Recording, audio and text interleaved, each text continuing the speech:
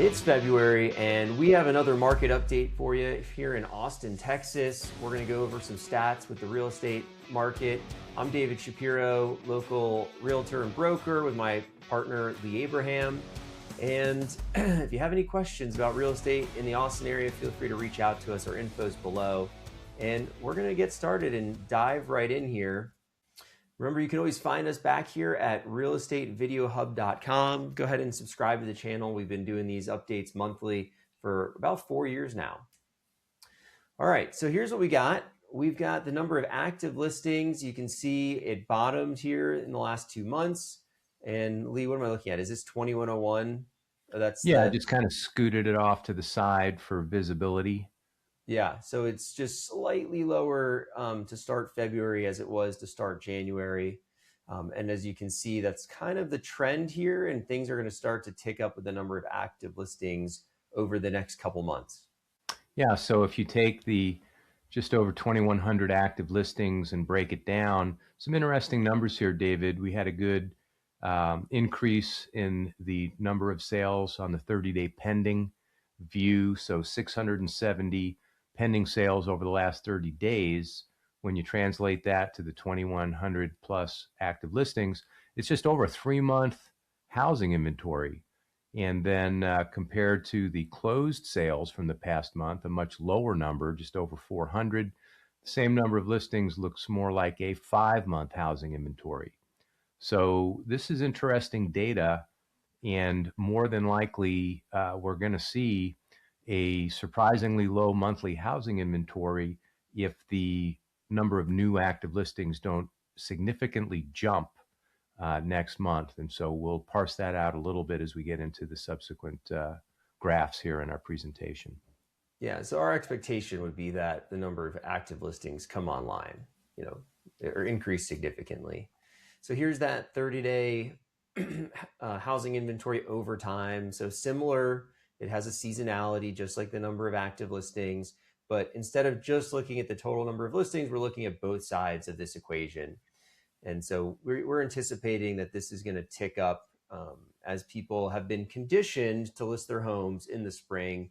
And, there's good reasons. We were out walking a property yesterday and things look a little bit brown this time of year. But, in the next 6 weeks, as we start to hit spring and things start to bloom and get green again and we have some rain, things just look a lot nicer. And so they market better. So there are some reasons for that. But a lot of it is mostly just conditioning, with people being told that they shouldn't list until March or April or June even. But in reality, if you were to be listing right now, you have the least amount of competition you're probably going to have for the majority of the rest of the year. Yeah, I think there's a couple interesting elements to that graphic that we were just looking at. And one, if you look back the past couple of years, the low point of the annual monthly housing inventory is more like a March number than a January number. And so that's kind of interesting. Also, the huge drop from last month to this month is much more of a radical shift than in the previous year, certainly, where we had kind of a nice stair step down on the monthly housing inventory till we bottomed out. Here we had a big jump from the past, several months really to the current month. So what does it mean? We'll, get into the details I said in the subsequent slides, but to me, it's kind of increasing that pent-up demand pressure that could explode as we look at some of the other numbers in terms of pricing, particularly in a hyper-local market, limited inventory, more buyers, and the opportunity for a bidding war to erupt and increase prices. Yeah, so just to kind of look back at the number of active listings, so this is just looking at one side of that other metric. It maybe bottoms slightly earlier in the year. So, instead of bottoming in March, maybe it's bottoming in February. And it's just this mismatch of when buyers are coming into the market, they're excited, it's a new year, they've got goals, and sellers aren't listing their properties quite yet. So that's why you see this bottoming actually in March. And so, you'd probably, this is the time to list if you're thinking about it, is get your property up now. There's no reason to wait. Obviously, if you have to prep the home and do some things to get it ready, then you got to do those things. But don't try to time it more than waiting into the summer or something like that. All right, so we got number of sales per month, 414, and wow, a bottom there. This is the lowest number we've seen in the last 5 years. Probably one of the lowest numbers if we look back 10 or 15 years that we've seen, in that period, maybe going back to what was going on in the GFC, the Great Financial Crisis. So, Lee, any thoughts on this number? It's got to come up. Yeah. Reminds me of that song from, I think it was the 70s. What goes up must come down. Well, it's just the inverse of that. This has got to go up, and I'm confident that it will. All right, days to sell down 3% year over year, up from December, and nothing out of the ordinary here. So, any No, we're comments, just Lee? looking for that to back off a little bit now as we, round the corner into 2026. Like to see that drop to really converge some of the other indicators that we've seen for a strengthening market now here in the first quarter. Yeah, if you look, it went from in last December to last January, it was a 10-day increase, and now it's only a 5-day increase, and then we're going to anticipate it come down as we get into the selling season. So yeah, good early indication, but nothing to weight too heavily. And the number of new listings, 807, obviously a big jump month to month, almost double, down year over year. And we're expecting this to jump. So really, David, this is going to tell the story, I think, a big part of the story for 2026. If we're consistently over 1,000, 1,600 for March of last year, 1,800 for April of last year. If we can outpace those numbers, then it'll be a very interesting market in terms of supply and demand. If we stay below last year's numbers, that's going to put a ton of upward pressure on pricing. So these numbers are going to sort out here over the next couple of months, and this is one that we're really going to keep an eye on.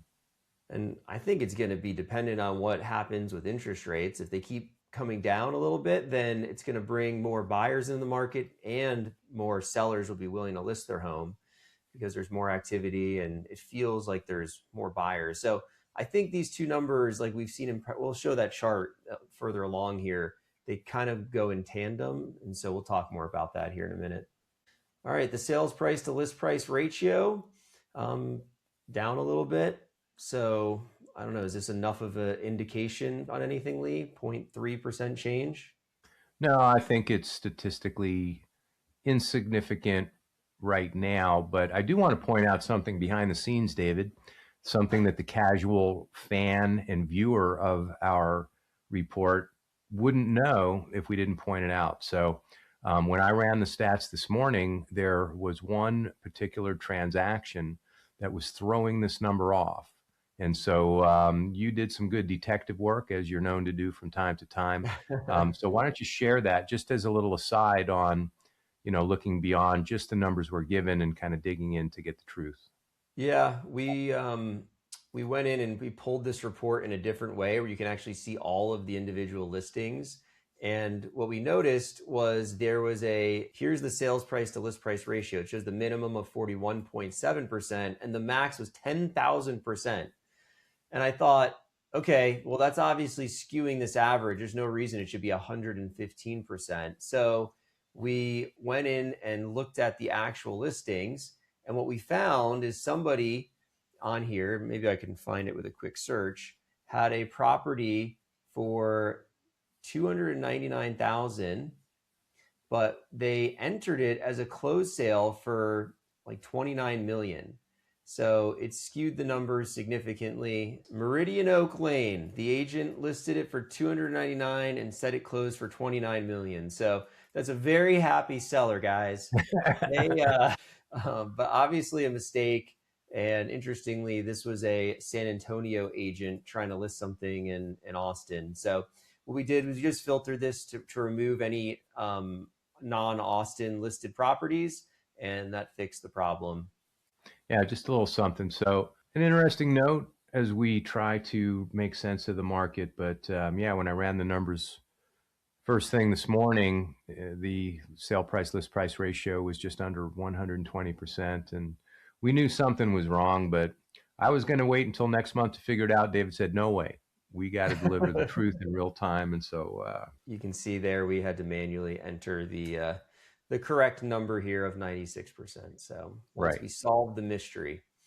Hmm. All right, let's look at our listing barometer. So this is something that Lee came up with to try to track this and as real time as possible, because a lot of these indicators are lagging indicators in real estate. And so this is the closest to real time. Again, what you're looking at here is this 100% line. Anything below that, these weeks right here, you can see in the last several years, these are infrequent. That means we're selling more homes than are getting listed. The majority of the time, we're above that 100% line, so we're listing more homes than are being sold. And so here you can see the breakdown by week. Recently it's been about 200 new listings per week, and about 150, let's say on average, pending sales. And you can see how that varies from the end of the year when things get really slow. And Yeah. another thing we've done here is we've added in the number of expired and withdrawn. So this is new because, if you go back to 2021, there weren't very many listings that were expiring before they would sell. And so this was kind of a non-factor then, but now that the market has slowed more to a stable level, we're still not in like a strong buyer's market. It's more just kind of steady market. You can see that these withdrawals are much more significant in how they impact the numbers. Yeah. So, just extrapolating that to this visualization, just showing the net growth or retraction. It's really been these expired and withdrawn listings that have helped maintain equity by not creating an oversupply where we do have those discretionary sellers. They've got the low interest rates. Maybe they can lease the house out rather than sell it at a number they're not comfortable with. We know that that also bolsters the average sale price because we've got more discretionary sellers not biting the bullet to move a property under duress.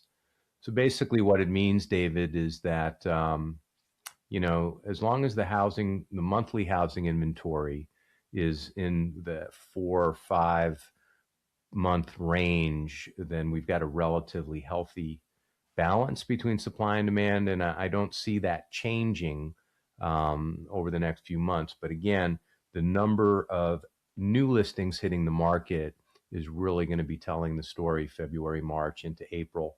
And that's what we'll be tracking very closely so that we can get some clarity on, the full picture here for 2026. Mm-hmm. Yeah.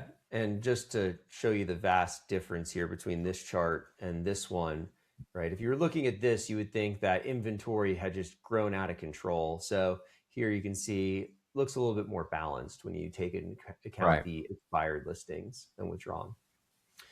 And then here it is in a little bit of a different view. And we've spent some time on this one over the last couple of calls.